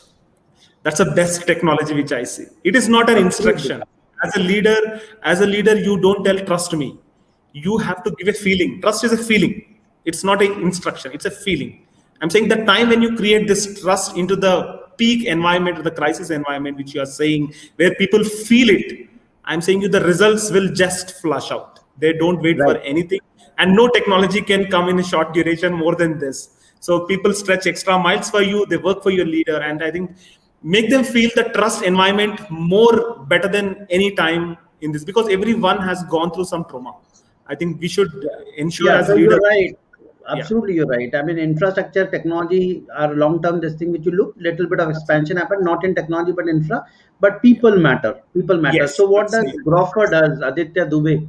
I mean, what do you do when you have to go through that festive? Anything in technology, infrastructure? Yeah, so I think Atul, you and Sridhar have spoken about infra and people. I would like to give a touch on the technology part. So I think it's many people who run their supply chain back on the technology, and many people who might not be running it. So one principle, if we are so close to festival, don't try to bring a big change in technology. You never know how it will pan out. So that is one. Second is whatever technology that you are following, plan on stress testing it. So that is one golden rule that we follow in any festival that we have our Grand Orange Bag Day sale. January August में होता है, and then Diwali sale. So what we try to do is we start stress testing our system. So because we have our in-house technology team, so we create fake orders matlab at the rate. So I'll tell you an example. Typically we get 50-60 orders per minute ka, the orders that we get. In our first sale that we had in 2019 January, we thought we'll get 100 orders per minute. मतलब और कितना आ जाएगा रात को, midnight launch था. So we planned it. मतलब 100 orders था, तो we planned our system to scale up to 150 orders, because we never knew. मतलब backend में बहुत सारी चीजें, इधर work down हो गया, right? So 150 तक किया. What happened? 12 बजे के बाद 300 orders per minute आए. Systems fell, right? So then we thought कि नहीं यार, जो सोचते हैं ना उसका 5x plan कर लो. उसके बाद से एक ही बार फेल हुआ, वो था 24 मार्च को, when Modi ji announced national lockdown. उसके लिए तो कोई प्लान नहीं कर सकता था. तो उस टाइम पे तो पूरी ऐप डाउन हो गई थी हमारी. Anyways, coming back to the stress test. So stress test help us in testing everything, not just technology, अपने ऑपरेशन से भी. क्योंकि कई बार हम बहुत कॉन्फिडेंट हो जाते हैं कि हाँ यार प्लान बन गया है, लोग लग गए हैं, हो जाएगा. कई सारे ब्लाइंड स्पॉट्स छूट जाते हैं. So for example, if you are doing app based picking, आपके mobile devices can fall short, right? You might have 10 billing desks, 10 computers होंगे बिलिंग के लिए, बट वो यूज नहीं होते हैं. यूज तो नॉर्मली 3-4 ही होते हैं, बट 10 हैं, बट जब ऑर्डर आते हैं देन पता चलता है कि यार 2 systems are not working. So do stress testing. Don't implement There's one more question. What you're asking, answering. Basically, another question related exactly to the same part is asked by Pawan as to the huge scarcity of labor in lockdown, and also at festive season. How do you manage in Grofers? And that also goes for Avinash. I think during festive season, I think working with for us, one strategy which has worked is we have relied on 3PL partners. I think Ecom Express has helped us a lot. So relying on such partners a lot. Then I think that has been one of the major things that we have done. Apart from that, you just like find out people, hire them for 2-3 months and incentivize them. Not much I have to add there from my side. And I can tell you one thing, I mean, it's not easy to hire, right? Yeah. And if you got to get the right people, right mindset, then to train them also, you know. So I had distribution centers in, Punjab, and at times the simpletons in Punjab used to say, why do I need to look into the pickup list? वो सामने लिखा हुआ है tomato sauce, तो वो tomato sauce उठा सकता हूँ मैं, वहाँ वहीं से उठाता था, सामने से वो डाल देता था, शैम्पू की जगह कंडीशनर चला जाता था. So sometimes, you have to, that entire discipline to be brought into a temporary manpower is amazingly difficult. So one thing which I wanted to ask Avinash, I think till last year I was not aware of your brand. I'm very frankly telling you. Till I met my wife on one evening and I was telling, एक कोई brand आया है मामा अर्थ का, वो शायद वो मेरे बाल वाल के लिए बड़ा अच्छा सा होगा, because it has got some onion oil or something, right? She says, go to my dressing room, you can have a look at it. And then she looks at me, you are in FMCG, right? I said, yes, I am. So are you not aware of your brand which are coming in? And I felt very, very this thing. And that is the time I realized how big you are. Tell me, Amin, how are you going to handle this search in case of festivities for infrastructure technology? Sure. So, I completely agree with what Aditya also was saying.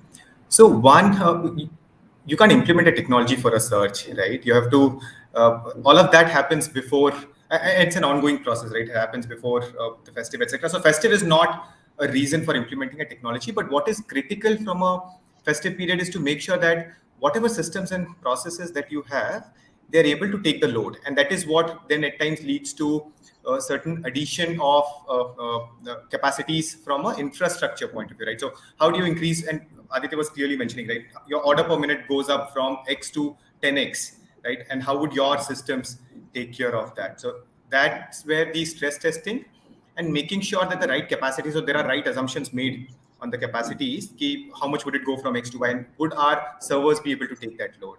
So that's one piece that's very, very critical. The second one is to make sure that why today, normally there are so many, as we solve some of these problems on supply chain, there are different technologies, there are different systems that interact with each other, right? And one of the big, and these systems are owned by different parties, right? So for example, there would be a logistics system where we would be integrated with our logistic partners. Then there is a warehouse system where if you have 3PLs, right, or 3P warehouses, there would be a system that would be integrated. We would have our own ordering management system which would integrate with all of these. Now, all these search tests has to happen for each of these systems, right? So even if let's say your order management system is geared up to take X amount of orders in a minute, but then the link between your order management system to the next system, it happens, let's say over 30 minutes, a sync. And but it requires, let's say every 15 minutes a sync for that kind of a search. All of that has to be geared up. So from a festive season, what we try and do is look at it much more from a point of view of how would our systems work with that kind of scenarios, and we do certain scenario planning around that. The second thing is related to from a manpower perspective, right? So obviously for festive season you have to hire manpower, and one of the easier problems is, while obviously it's not as easy as said, is to get the manpower in, right? So you can plan 1 month in advance, you can get those manpowers, you can rely on your 3P partners, get the manpowers. The difficult piece is to make sure that how does your manpower perform in a short period of time? How do they get trained on a short period of time and perform at the same levels as in a non-festive period? And which is where again technology plays an important role. How do you make your systems foolproof, where a manpower does not have to think a lot in terms of what they have to do? So a product, they don't have to differentiate between a product S and a product X and a product Y, right? The system should enable them to blindly pick up, do the scan, move it to the next level, etc. So that's where, again, from a long-term perspective, what we try and do from a technology piece is how do we make our systems and processes more foolproof so that we are able to work with these peaks by getting in ad hoc manpowers, but then train them very, very quickly. Right. So, Dipanjan, there's a very nice question with Dharmendra asked, and because you hire manpower, especially for the season, which may be temporary in nature, tell me one thing. I mean, Dipanjan, ultimately there's only one Dipanjan, and there is 30 to 40% people you're hiring extra. So his question is, वो नीचे lower level पे थे ले लिए लेकिन वो managerial staff का क्या है मतलब are you expecting the same supervisor same assistant manager, deputy manager, whatever you have in your system to manage that additional manpower? I mean, do you really cater for that kind of surge even at the managerial level in terms of whether are you hiring anyone new or you expect the same guys to handle that extra thing? So yeah, Atul and Dharmendra, thanks for your question. So there is a yes and no to the answer. Yes, we hire to an extent. Some of those roles are also temp. And no, not all scope of controls or span of controls are exhausted always. Typically, if you look at your organization, can a guy stretch for 15 days? Yes. Can he manage continuously 40 people for a year? No. So we ensure the environment is so that people stretch based on incentives and the overall scheme of things that we launch during such festive season. Taking care of them enables them to manage. We can't obviously hire supervisors on temp basis too many, right? What will you do with them later? So you want to just create positions just for the sake of it. Right, right. I understand. So there's one question which Mohit Sahu is asking: what are the changes we can see after 5G network and use of IoT, AI and VI and SCM? Big changes. I will take this question, and I do speak on future of work across the world, and especially the changes that are going to come in supply chain management. AI, VI is going to change the way warehouses work, right? It is going to change how we do our distribution and delivery across, right from creation of control towers to various other things, because IoT will take care of the entire distribution network. But one thing which I'm going to say, technologies will come and it will change much faster than we can anticipate. Within our lifespan of just about 20 years, we have seen from 1G to 5G, right? Now what Apple model currently is selling is 12 or something like that. So I mean 1 to 12, we saw it just recently. Earlier Apple used to come once in few years, now it comes twice a year. That kind of technology movement is happening. One thing which I'm going to tell to our audience is, anything that can make you successful is not the technology but your soft skills, emotional intelligence, great communication skills, great leadership skills, public speaking, relationship management, simple etiquettes of saying thank you and sorry. That is what will make you more different than any technology that can be brought into your system, and that is what is success all about in incoming times of supply chain. We are going to come we have come to a close of our entire deliberation. I just would like now individually, I will start with Aditya to tell us what has been the lessons learned, the readiness which we are ready to face for any future disruptions, the like one which we saw in 2020. We'll start with you, Aditya, first. Yeah, I think on the disruption front, I would say one is trusting our people who are working with us, right? Training them well, especially cross-utilizing them. Matlab, if there is a delivery partner and there is a store, right, जहाँ पे picking होती है, so we try to train them across multiple skills so that if certain people don't show up, then people can do the different jobs. Secondly, eliminate the unnecessary steps as much as you can. Cut down the unnecessary steps in supply chain. Matlab, as supply chain leaders, there is to have more accountability and more tracking, we tend to add more and more steps in the processes. So these things hurt when there is a disruption. So always try to simplify things. That is the core philosophy I think people should follow. बाकी तो मतलब We have discussed. you can never plan for disruption, right? You never know what kind of scale the disruption will Okay, happen. so any one guru mantra, Aditya, to our audience from your perspective. One guru mantra which you think out of all this comes out for you. I think one guru mantra is don't forecast, react. You will never be able to forecast. You should always be on your toes 100%. to react, right? And for that, it's on a different note. Supply chain people are like army men. We need to be fit, right? That is when, when Mentally and physically both. physically fit, that is when where you will be react to different situations which will come at you. So मतलब Puma के shoes पहनो, workout करो, Grofers से order Mentally सामान, fit रहो. Aditya, खाना well, खाओ, and Mamaearth के absolutely, I natural agree with you. The word for that is, I would say, attitude, right? Have a serving attitude if you want to be a great supply chain person, because at the end of the day, अगर नौकरी करनी है तो no तो कह नहीं सकते.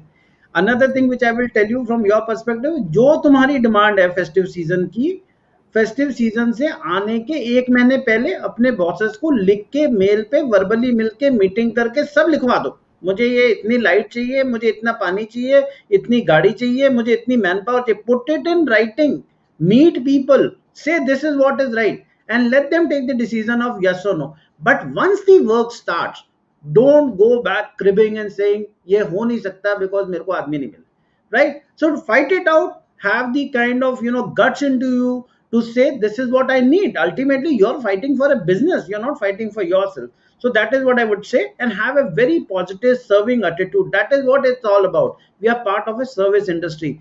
Dipanjan, one question and then the same guru mantra and your learnings. Question is, there is a container shortage, Neeraj says, and how is it impacting, not Neeraj, this question has come from Akshay Dalvi, and is how is it impacting the global market, container shortages?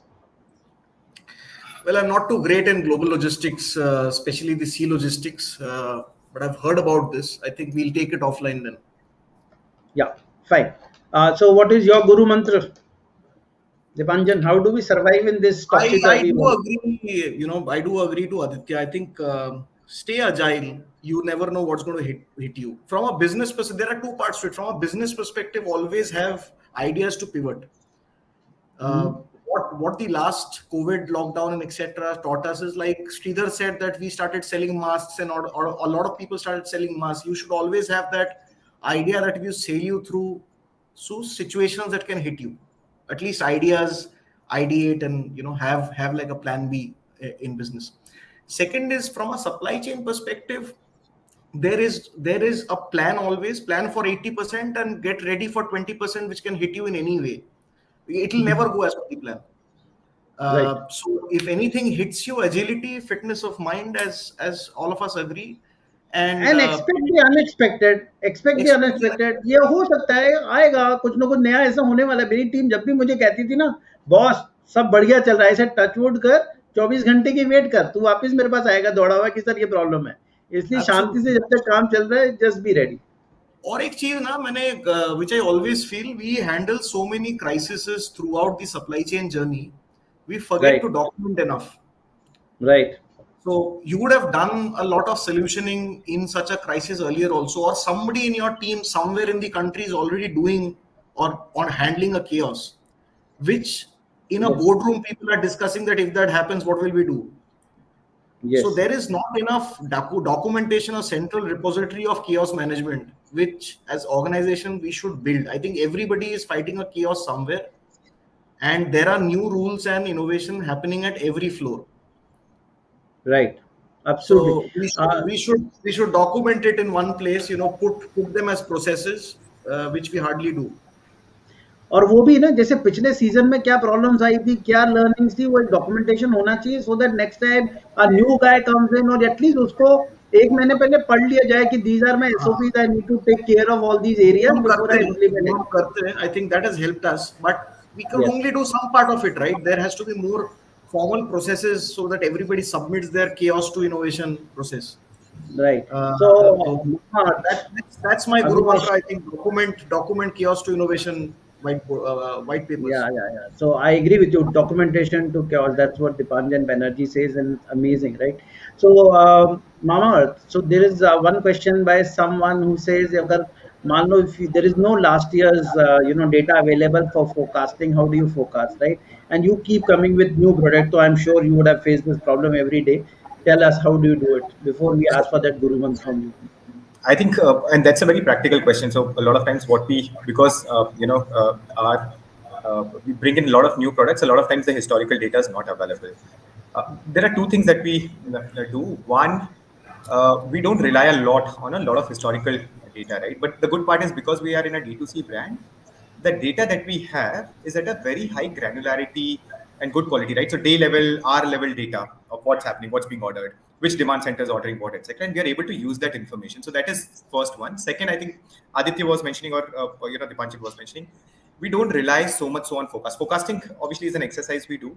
It's an important exercise, but then it's more important to sense the demand and react to that. And that's what we try and build, around saying, okay, there's a certain forecast. We plan for the forecast, plan inventories at an aggregated level, etc. But then how do you sense the demand at the most granular level at those demand centers, and then react to that demand by keeping the buffers at our central warehouse? So that's what we try and do. And as we keep doing this, slowly and slowly, we keep building data, which we can subsequently use.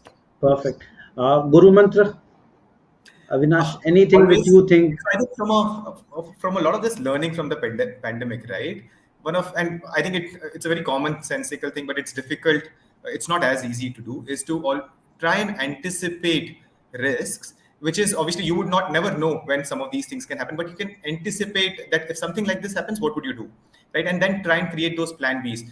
Half of the times those plan Bs might not be needed. Half of the times the plan Bs might not, the ones that you have created, and for a certain issue, the issues has been very, very different. But what it does is it creates a certain repository of what would you do in a certain situation. And then as you keep doing this over and over again, it helps you to react to these kind of disruptions a little better than, not being prepared at all. Perfect. Thanks. Sridhar, now to you, and you got to switch on your mic first. Thanks for that, sir. Yeah. So first of all, I would answer the disruption part. Every organization, I strongly believe that the best of the organization have the best of the information. So any organization who want to take over or lead in a front runner, they should have the best information in them. But there are tons of information. Absolutely, there are tons and tons of information available in the market. But you need to have a relevant information, and you need to have an accessible information, what you want to do, what you don't want to do, and it should be transferable. Like, I have information, I cannot be able to transfer it anywhere in this world. So prepared, best of the infrastructure, ensure that you get ready for the information flow and information visibility. That's from the disruptive perspective. And Guru Mantra split between students and corporates. Students, there are many opportunities in the world. Don't get stressed out. And supply chain is a beautiful place if you want to build a career. And it is I would say that's a most simplistic common sense subject, if I have to tell you. It's like, that's what I would tell as a supply chain. And to the corporates, to the guys who are working in organizations, I completely agree. You people are we all are stressed out because of the situation that we are going through. Don't worry, it's a passing cloud. And here is my advice for you guys. Just come better prepared for the day. You don't know what's going to happen.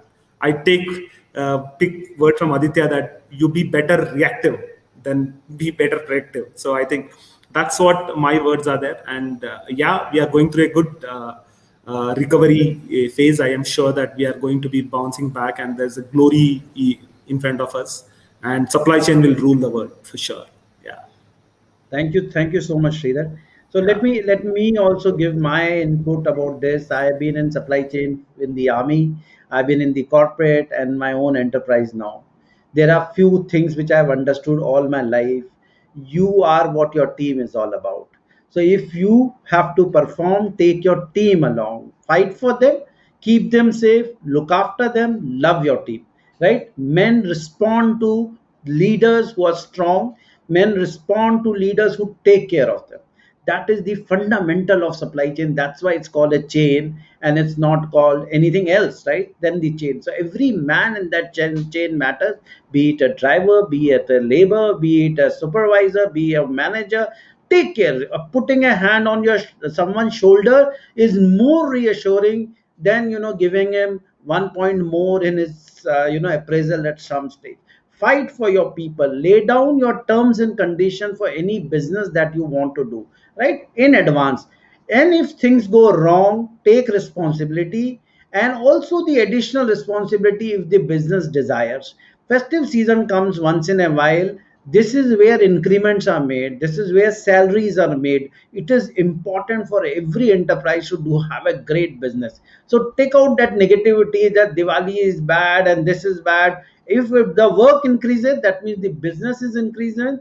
That also means your job is safe. It also means you are going to get a reasonably good increment, right? So it's good for business to have more work. Most of the people cry when there is more work. I always tell them it is good to have more work because it reassures you that you are in a very safe area.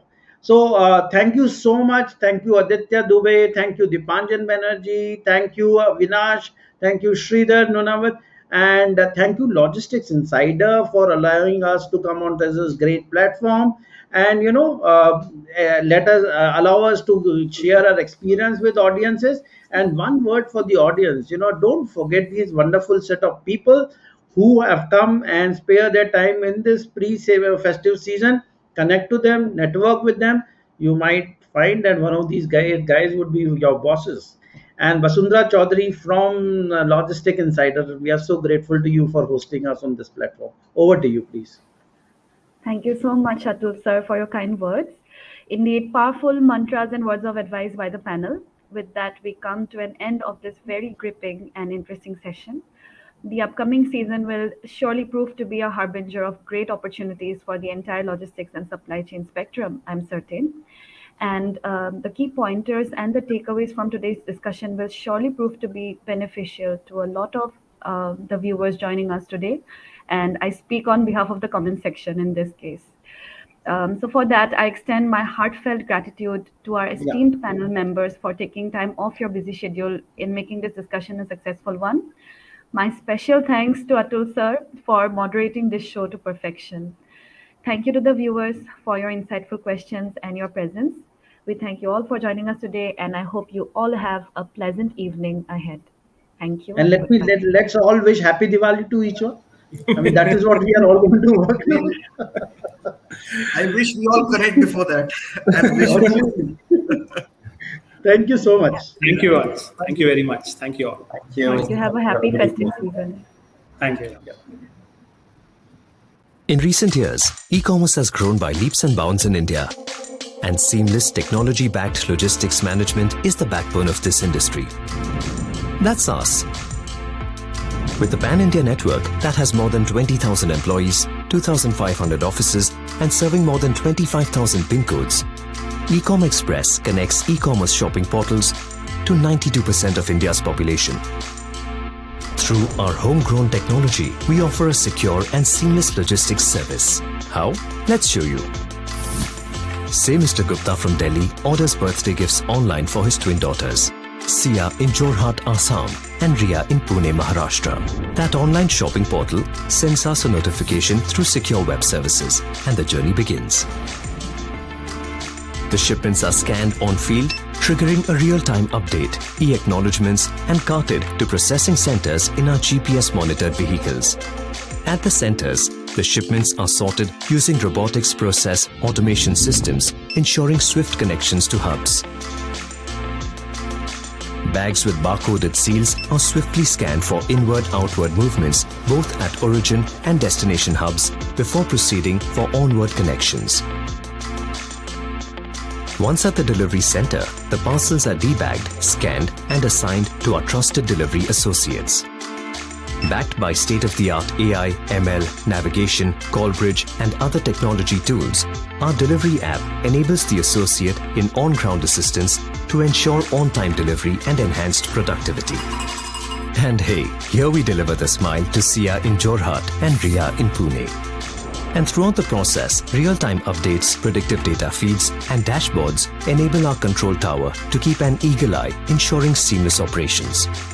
Ecom Express, with its strong IT backbone, geographically vast but much optimized network, and empowered workforce, delivers lakhs of smiles each day to every corner of the country. Ecom Express, fulfilling e-commerce and beyond.